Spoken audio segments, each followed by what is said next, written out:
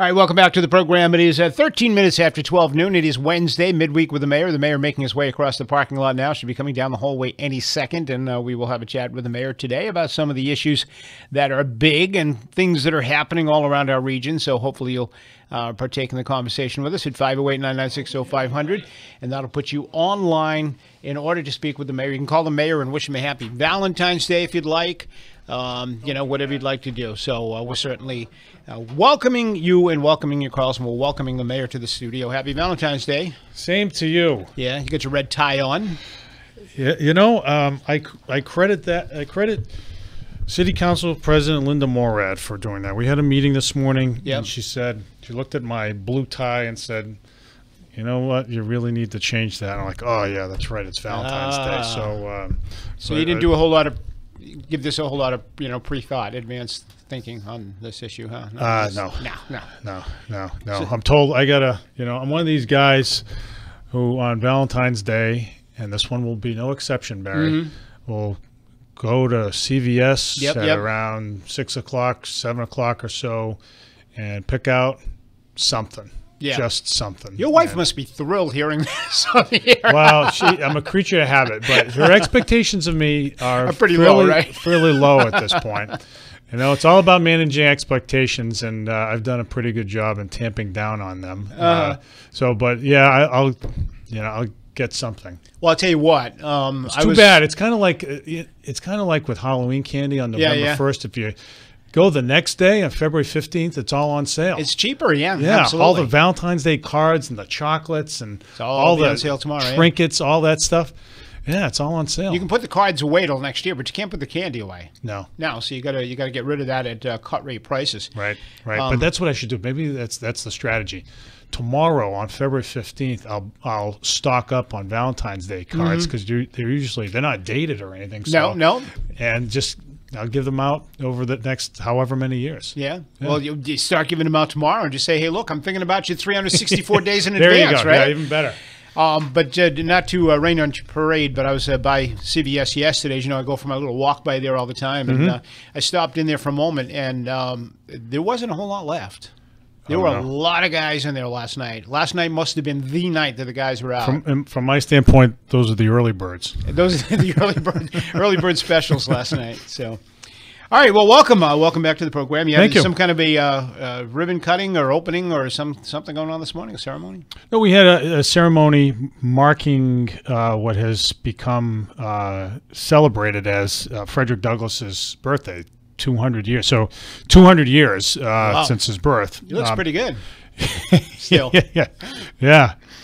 But it's if you saw the pieces in this Sunday's paper about Frederick Douglass, Mike Barner wrote one, and Jack Spillane's commented on it. I think they're right. We as a city don't make as much about Frederick Douglass's presence here as we should. I mean, he was as you know, a transcendent civil rights leader, really arguably America's first civil rights leader. And, this is somebody who escaped from slavery and made his way to one specific point in the North, and that was New Bedford, Massachusetts. There was a good reason for that. For as successful as New Bedford was in whaling and for all the wealth that was built here, this was just an unusually egalitarian and tolerant place that had as Jack Spillane described in one of his pieces recently,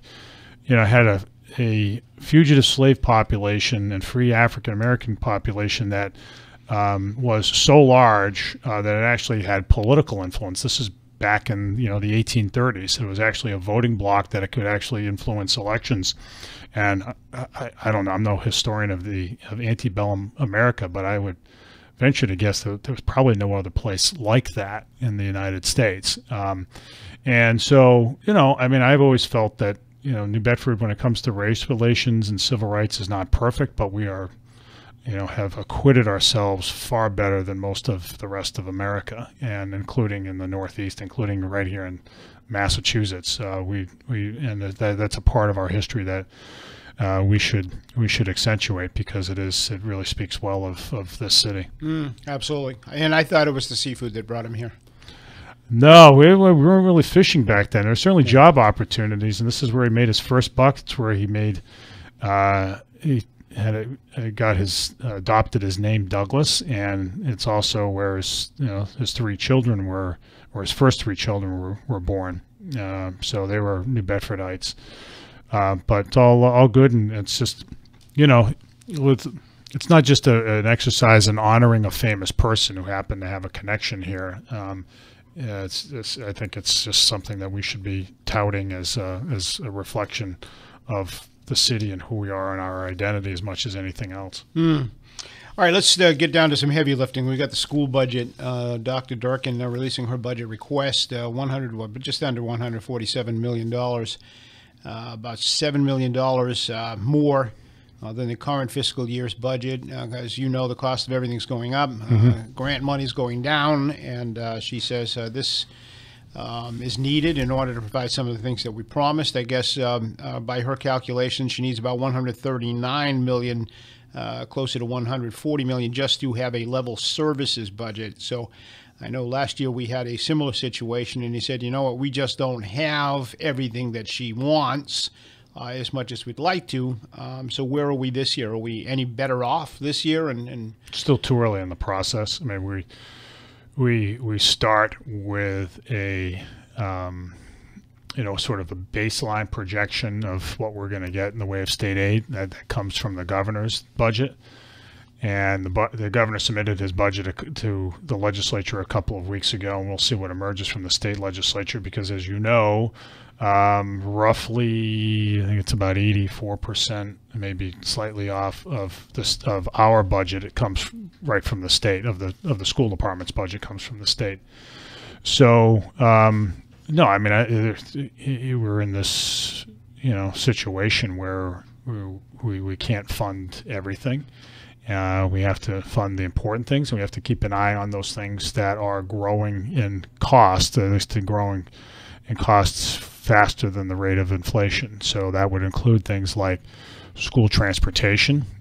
We have been the beneficiary of a fairly long contract for transportation that's expiring, and so those costs are going to be reset and get more expensive. The cost of special education continues to go up, and the state does not do a good job in reimbursing cities for some of those costs. To help offset those costs, the state imposes on cities and school districts a standard for special ed services, but with that there should be adequate funding, and this is a hue and cry from virtually every community in the state. There's a real tension between the state and local governments, not just cities, but towns as well, over special ed funding.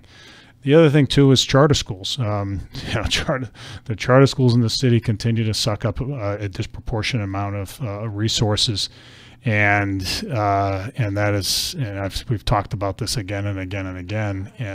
In Massachusetts, it's very hard for cities other than Boston and Cambridge and maybe one other to afford charter schools. And regardless of where you are in charter schools, philosophically, they are very, very hard to pay for. In Massachusetts, especially for a city like ours. Did we meet minimum net school spending for the current fiscal year?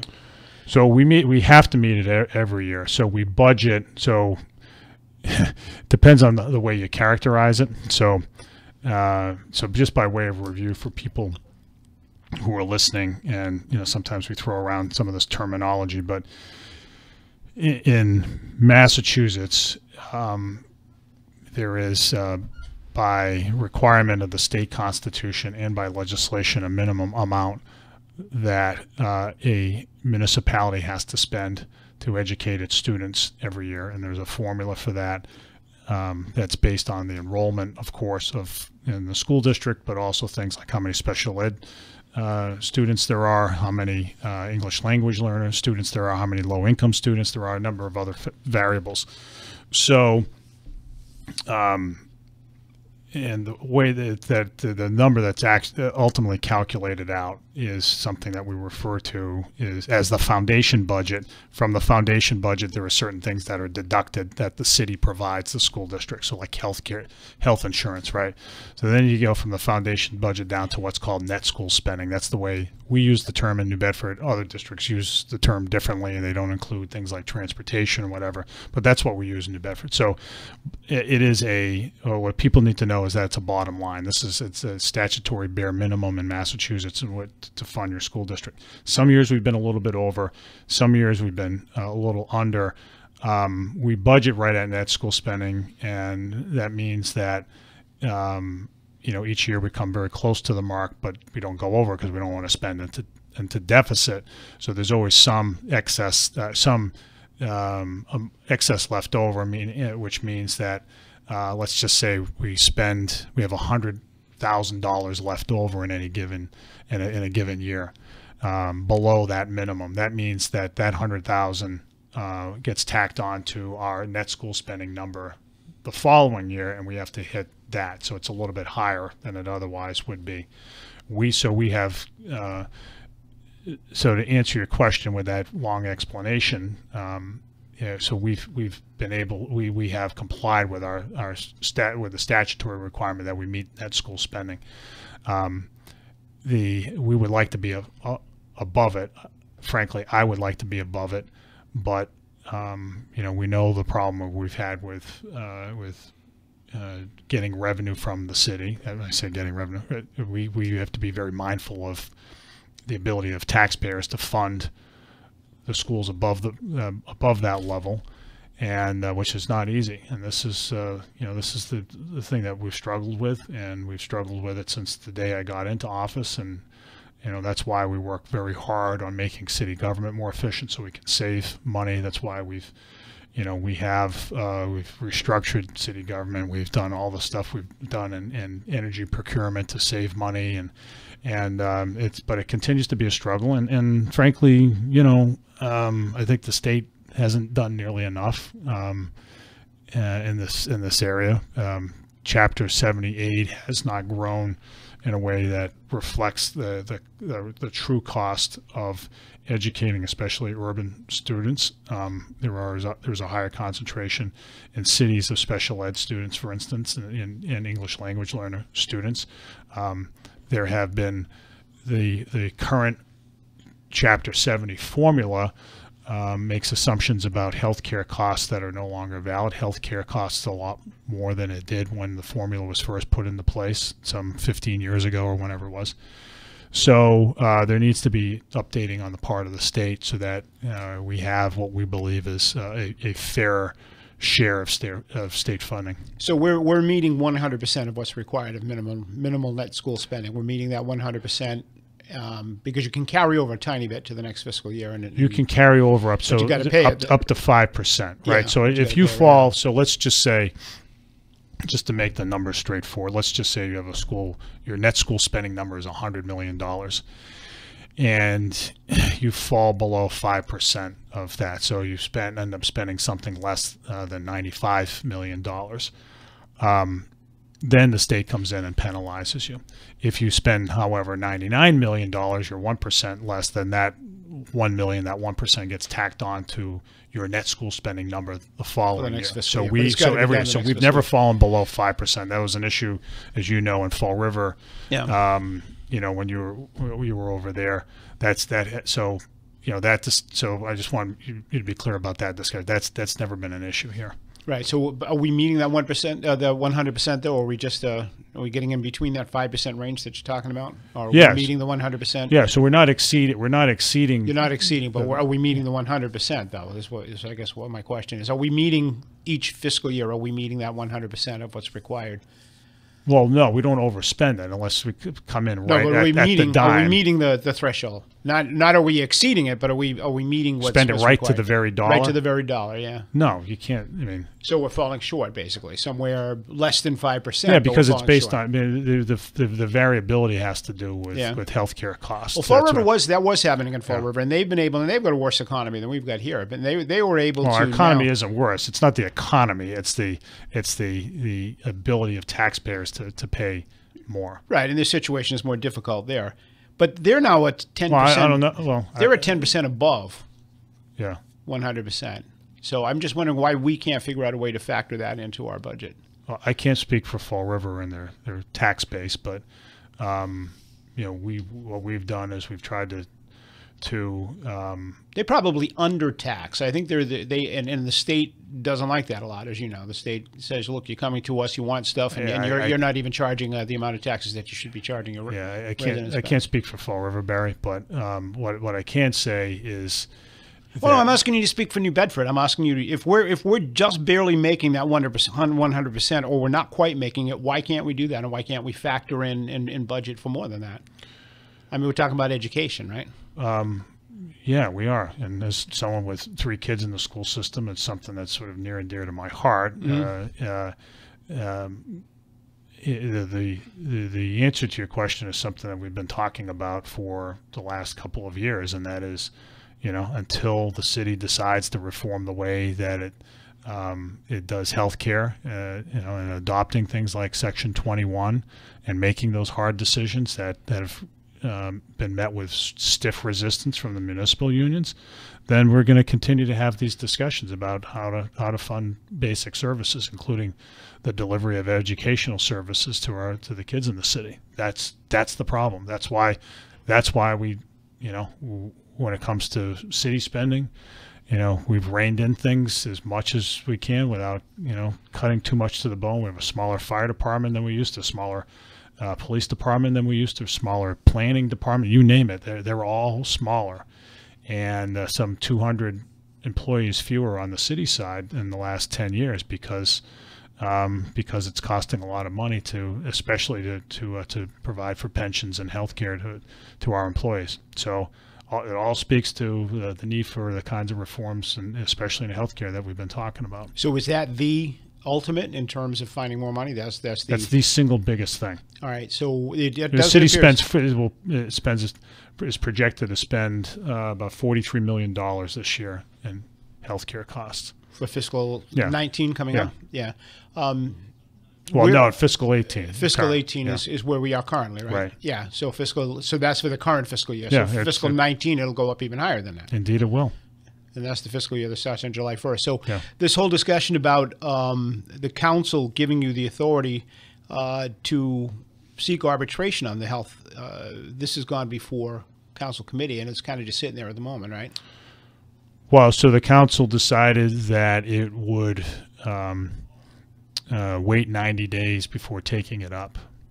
And so that, I think, will be at some point in April. Any indication that they're going to do anything with it? I mean, I know you've been lobbying with the... Well, I've been lobbying, but I think you need to ask the city councils where they stand. I mean, if you really want to know, ask them.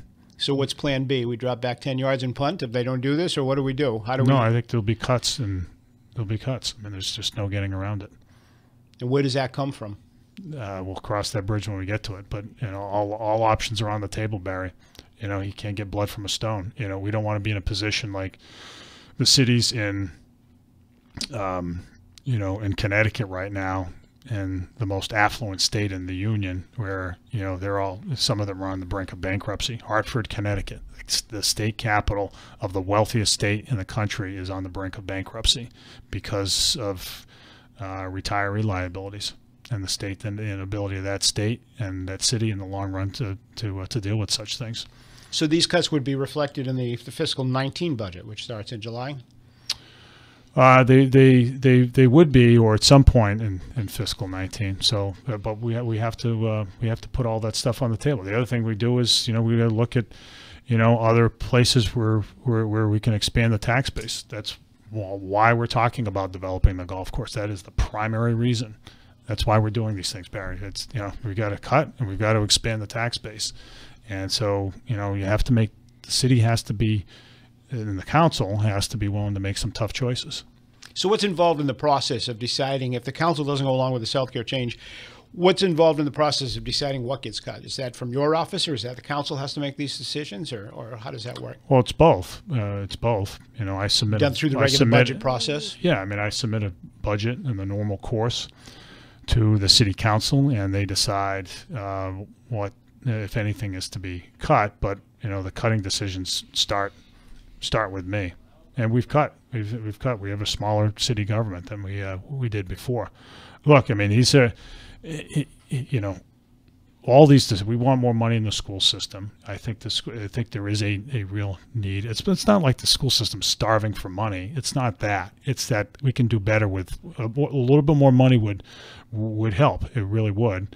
And so it isn't like it isn't like it's in a state of desperation. It's not one of these school systems that's having to where schools are having to be closed because of declining enrollment and things. And you're seeing that in places even in Massachusetts, or mass layoffs in the school system, where you're seeing that in Massachusetts. I mean, last year Brockton laid off over 100 folks and their teachers and others in their school department. It's not what we're talking about. We're talking about adding some more funding to some key areas that will help the whole place perform better. But again, you know, we have to see education as an investment in our future, and then that requires, as I've said before, some tough decisions.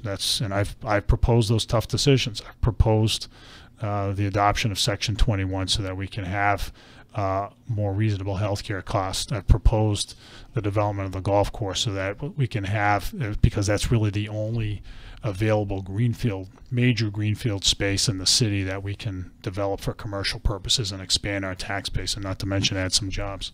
So if the council doesn't do Section 21, all bets are off in terms of. Yeah, I mean, they have to be. Yeah, we've got to deal with these things. You know, I believe, Barry, that in the years ahead, when the national economy turns down, there will be some cities, not major metros, because they're all living through a golden age right now, but cities that are outside of major metros, that have lost jobs in corporate headquarters and have seen a decline in their tax base, that some of them will go over the waterfall. There will be cities in this country that will declare bankruptcy because they can't afford to pay the bills, and I believe that there'll be some in Massachusetts that will happen to. It's not going to happen to New Bedford. It's not because we've been very careful about it. What I'm trying to about the way we spend money. What I'm trying to do is make sure that we're not just surviving, but that we thrive in the long run, and that's why we have to make these hard decisions now. Where are we with our pension liability?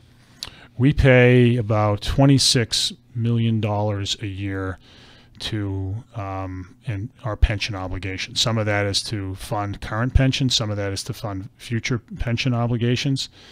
We are expected to fulfill our our current obligations. We'll have a so-called fully funded pension system by, I think the year is 2035-ish. Right now, it sometimes fluctuates, but therein lies another problem. There's, if the stock market, so that number is based in part on projections about returns in the stock market where pension funds are invested. So if the stock market takes a turn, and we've seen a couple of really volatile weeks in the last recently, then those projections can get revised, and that would require us to pay more to pre-fund our pensions. So, these are all things that we have to pay attention to. And again, we don't want a city that is so constrained by pension and healthcare obligations that we can't do other things, like build school systems, like fully fund our school systems, like work on roads, like to fix our buildings and actually build stuff. I mean, we're not even talking about building things that the city does need, like a new city hall, like a new police headquarters. I mean, there are things that we'd like to get to at some point. We'd like to get to the point of building things for the future, not just repairing stuff. And so, again, it takes hard decisions, and that's why we have the proposals we have in front of the city council, including on healthcare. So the biggest obligations that we have right now, they're healthcare, pension liability, and employee. Right, and then their charter school. The charter school liability, which is foisted on us by the state, is one that we continue to struggle with. It's, I forget what the number is now. It's like 14 million. It's in the ballpark of 12 to 13, 14 million dollars now. We can get you that number, but it's a lot and it's growing. It's about 14 million from what I have in my notes. Yeah. So that continues to crowd out our ability to put more funding in our school system, and on a per pupil basis, the kids, in effect, the kids in the school system, outside the school system, that is to say, in charters, get a higher level of funding than the kids in the district. But theoretically, that money is supposed to be reimbursed, right? We're just not seeing it at the rate coming back in a timely manner that we're supposed to, right? Yeah. Well, the reimbursement rate under state law, the reimbursement rate for new charter costs is as follows. It goes, it's 100% in year one. It's 50% in year two, and then I think it's 25% for the next 3 years, and then that's it. So that's set up so that, the district can be weaned. Actually, the charter school can be weaned off of the district in a way, slowly. The problem is that, especially under this current gubernatorial administration, that program has not been funded, not nearly adequately, and so the effective reimbursement is far less than what I just described for you. So we're getting whacked with that every year, and that's money that could be going into the school system, but isn't. So a new city hall, is that something you'd like to begin in your administration before you leave? Is that realistic? It's not realistic. No. I mean, that's the first I'd even heard about replacing City Hall. No, look, I mean, we have a 100-year-old City Hall that's just, that's a beautiful building. It's a, but it's an antique of sorts, and it isn't, I think, functional for modern city government. But, we're not in a position anytime soon to build a new one. No. I think you build a new, brand new police headquarters before that. I mean, the police headquarters isn't what you and I remember is Fernandes Supermarket on Rockdale Avenue, right? Well, I go back even further. Yes, you do. Yes, but I have memories of, I remember the one at Wells Square. When Wells Square was still there. All right, so that's even further back then. I don't have a recollection of that, but I do have a recollection of going down the aisle with my mother and Fernandes and knocking over what was then a glass container of ketchup. Right, they didn't have the plastic bottles back then, making a major mess. Yeah, probably because I was bored walking through the supermarket. You were with bored. My mother. You just kind of knocked it over on purpose. Yeah. Or? Wow. I'm sure I did. Yeah, I'm sure it was purpose. So they probably looked at me and said, "This kid's going to amount to nothing." Yeah, this kid. So, but in any event, it's tough. This is what we do on a daily basis. We talk numbers. It's money, and so. And at the same time, we talk a lot about what we can fund and what we can't fund, and the imposition on taxpayers. There's a huge tension. The other thing, but the other part of this is that the city, as I was getting at on the point about City Hall and the police headquarters, is the city does need to invest in things. It does need to invest in the port. It does need to invest in historic properties and the arts and so forth. And we have mechanisms now to do that. But cities that thrive in the long run are ones that reinvest in themselves with public money and encourage private investment in the long run. And so we've, once you start getting into these scarcity discussions, it's the need for additional investment sometimes gets lost as well. So it's tricky. But we're going to continue to do our best to manage it. All right. The city's picked up a $1 million grant for a harbor center. What is a harbor center, and what's that all about? Yeah, I'm not sure. It's not a harbor center. It is a public safety center for the port. So I'm on the Seaport Economic Council, which is a body that is chaired by the Lieutenant Governor that gives out grants to promote the maritime economy in Massachusetts. And Bedford's gotten grants from that over the years. And so what we've proposed and what we got from the committee that I'm on, so it's kind of loaded in that way, but all to the good for New Bedford, is a $1 million grant to construct a port security center on Pier 3 right next to the Wharfinger building. It's where the concerts are? No, don't worry about your concerts. Hey, I mean, come on. No. You know. No, it's actually going to be a pretty compact building right where the shack that the Used to be police the old department. house.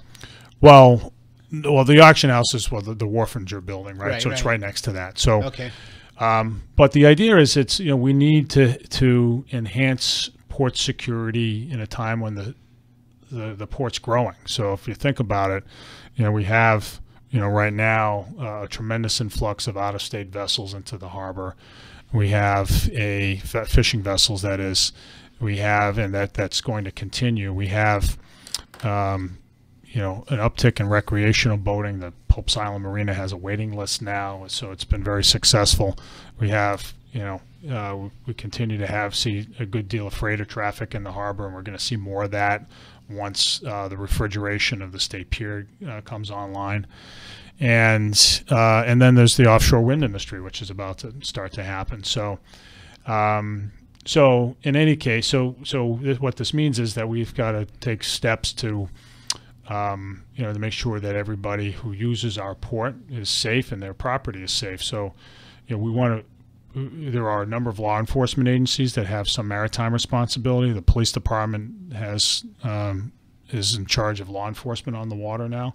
The fire department has a search and rescue mission on the water. There's the state environmental police. There's the state police. There's U.S. Customs that works on the state pier. So there are a number of law enforcement agencies in place. We need to make sure that they're all talking to one another, and so that's the rationale behind the building, to have a place where they can all go and coordinate and respond to things that they have to respond to.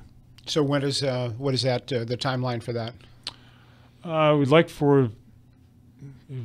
Ideally for the thing to be constructed by this time next year. Actually, maybe a little bit later into the spring next year.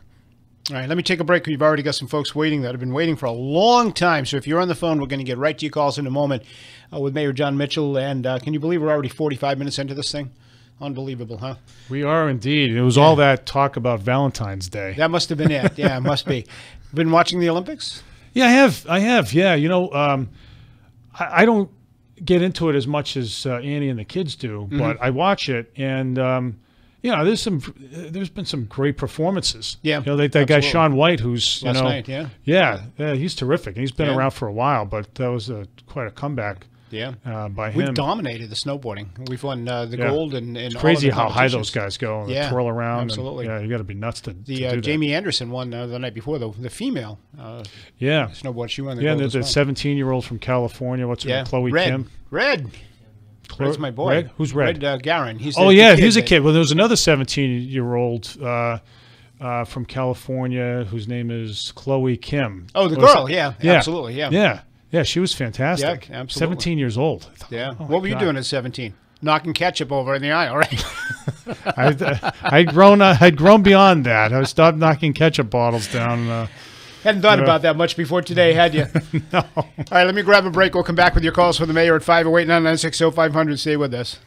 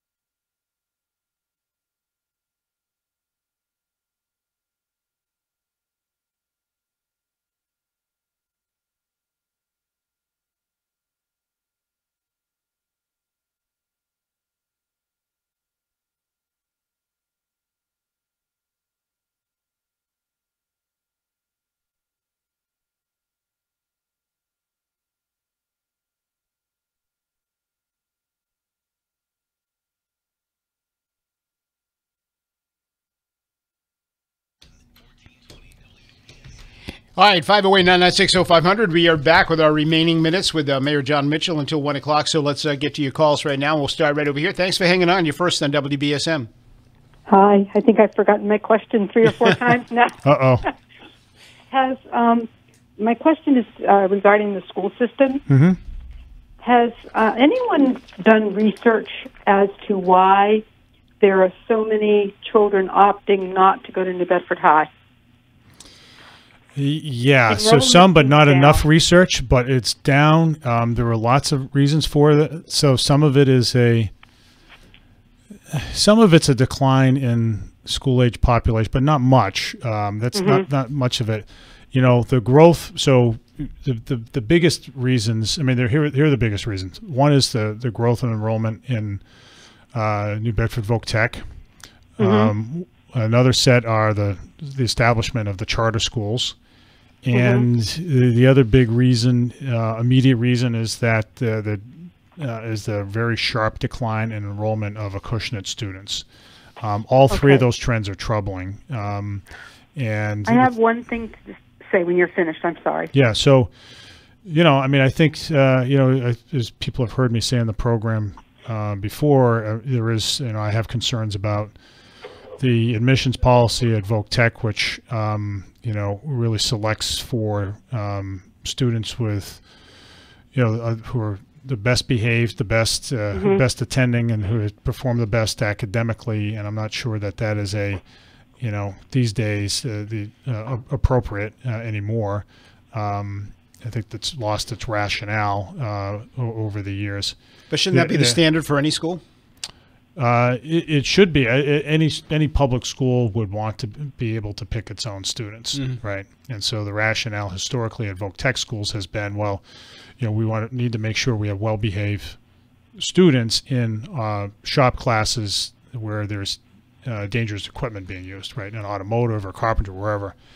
That's less of a rationale these days because proportionally fewer students are in those types of shops, right? So there are all sorts of shops now, like engineering and you know, legal services, nursing, et cetera, et cetera, et cetera.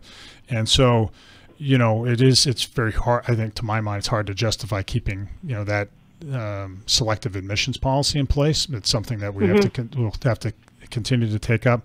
Charter schools obviously are draining kids off. We've talked a lot about that.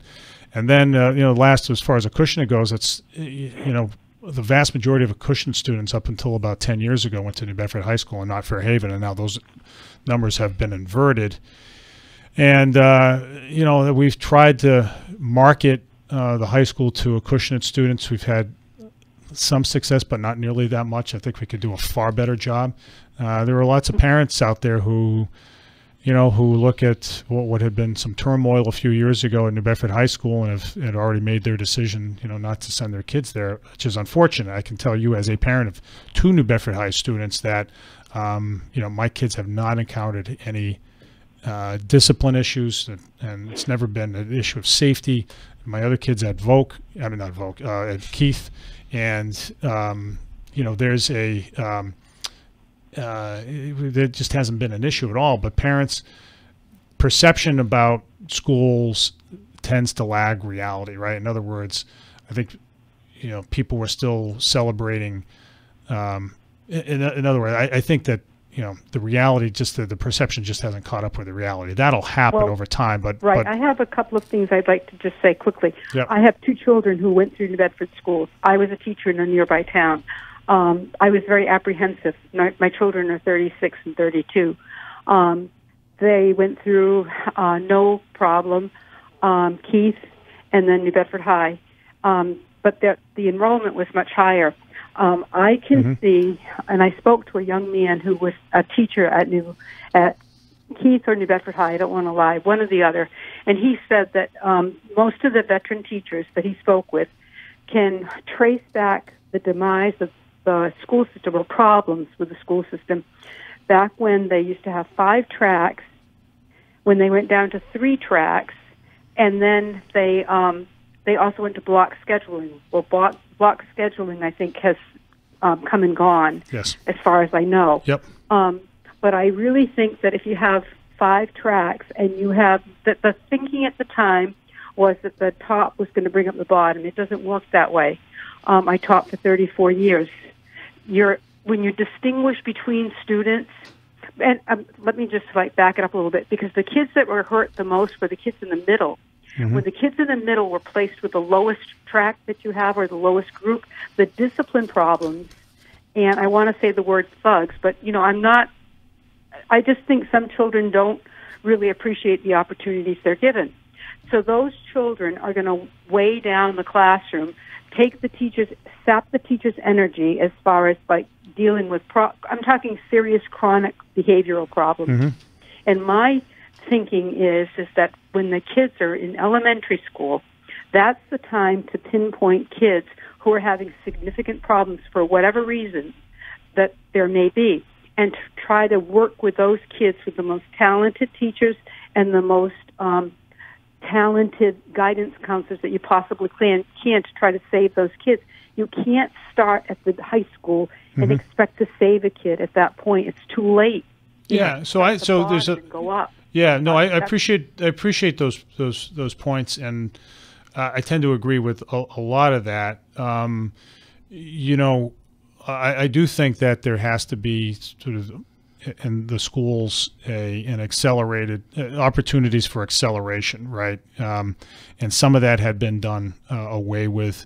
We've reestablished, and this is one of the things I've urged the school district to do over the years, is to create an accelerated learning program, which is now in place now, that goes from 6th grade through 12. There's still the magnet program at Kearney Academy as well. It's just something that gives parents who are have some apprehension about the school system another choice. And I can tell you as a parent, my kids are benefiting from that, but so are plenty of others. But you have to have that option, and especially in an urban school district. All right, let me grab another call. You're next on WBSM with the mayor. Go ahead.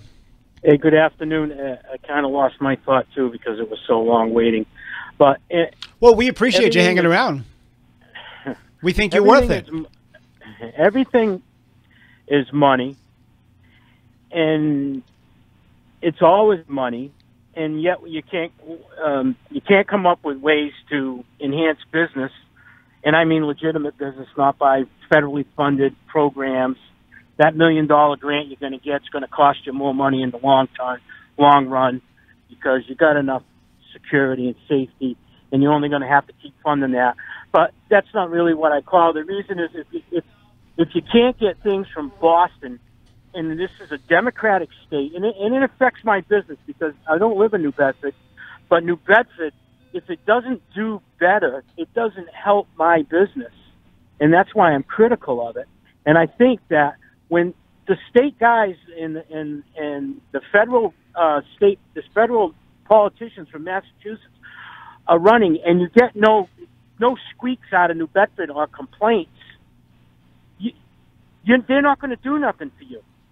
And that's why New Bedford continuously gets nothing. We can't get the bridge.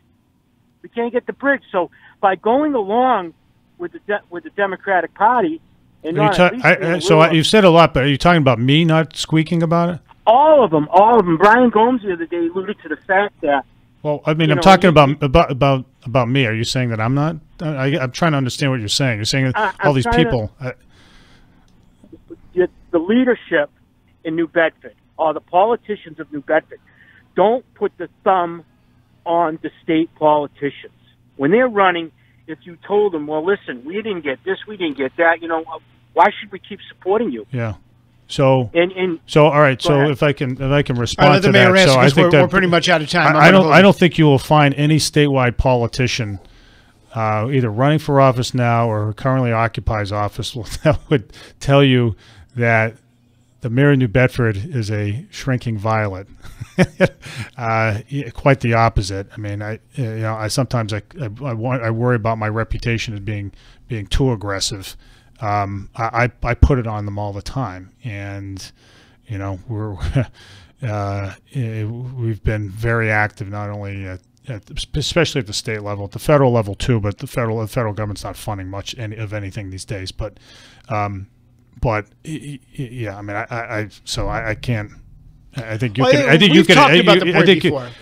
We've talked about it before between the state delegation and the federal delegation. Well, no, he's talking about me. So Well, no, he's not. He's not. He made it clear that he's talking about all of the leadership in New Bedford. He didn't say specifically you. No, I asked him about that because I'm the one on the radio. They're not on the radio. Caller, you're specifically talking about the mayor, or are you talking about? No. Everybody. The councilman, whoever has any kind of political power in the city, they should be putting the thumb, I believe, on the state guys, the state politicians, and saying, listen, we can't keep supporting you. Even on a national level, when Bill Clinton came in, listen, we can't help you. I'm not running down there for you.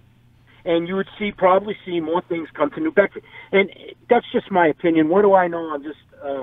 All right, let me hold you because we got literally a minute to go before we have to wrap up the show, and that's something we talk about here on the program a lot. And the fact that we don't get a lot of help from the federal delegation, we don't get a huge response from our state delegation, and what he's saying here is that we just sit back and kind of take and vote for the same people over and over again. Yeah, so I think there's, I think in, let's just say in general, I think there's something to that historically. All I can do is speak for myself. Right, sure. And that's what he's doing. I've been, I don't think you'll find anybody who'll say that the mayor of New Bedford has not been assertive. No, but what he's saying is that the elected people in the city need to speak up louder. And I'll take that a step further. I think the people in the city need to step up and be louder, too, in their opposition to.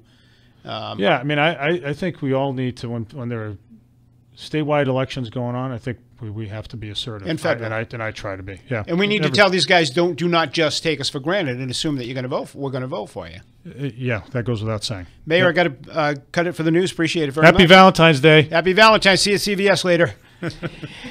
We'll be back on the other side of the news. Stay with us. You're listening to 1420 WBSM.